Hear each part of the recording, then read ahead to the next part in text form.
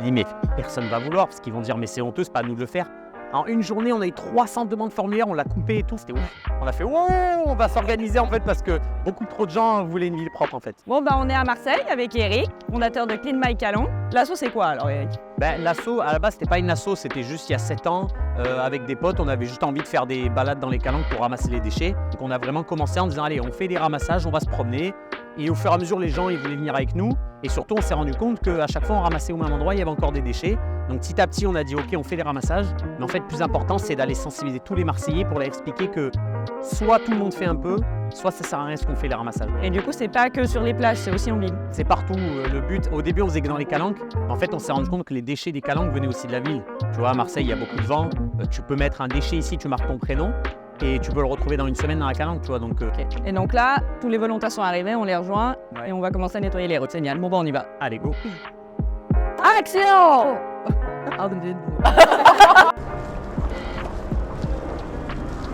On vote pour le quartier de Saint-Pierre, donc je suis référente. Donc on va dire que c'est un peu moi et les deux autres référentes du quartier qui allons donner l'impulsion pour organiser les ramassages. Et je pense que l'évolution, elle va aller dans le bon sens parce que plus les gens nous verront passer, plus les gens se diront c'est pas normal qu'il y ait autant de déchets par terre, et eux-mêmes être sensibilisés, ne moins jeter et faire plus attention autour d'eux également.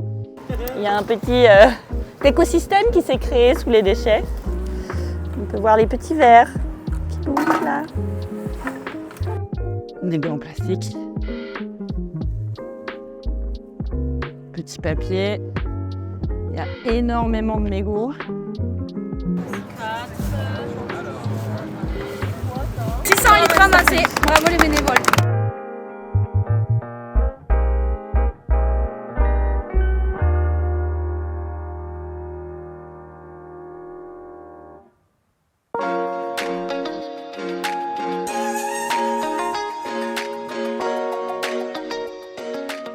Hello Clara, alors raconte-nous, qu'est-ce que tu fais et qu'est-ce qu'on fait ici?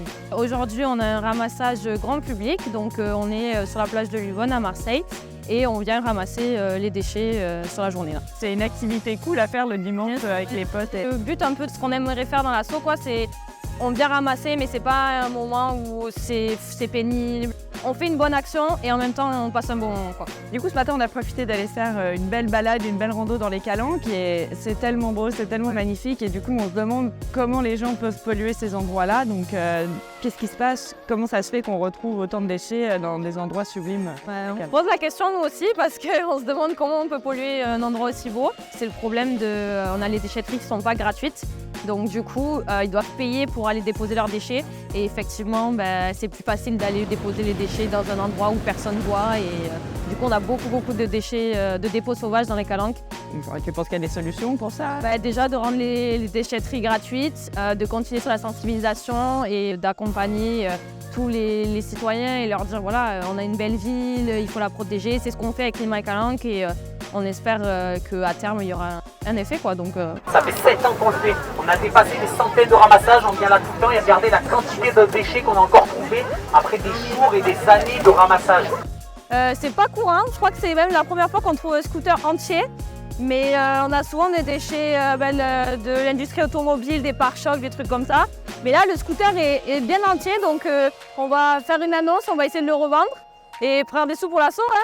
Là, j'ai passé 20 minutes entre des rochers à brasser le sable. Dès qu'on commence à crever, à mettre les mains dans les cailloux, on se rend compte qu'il y a plein de petits déchets, en fait, de bouts de verre, de petites particules qui viennent soit de la plage, soit déjà de l'océan.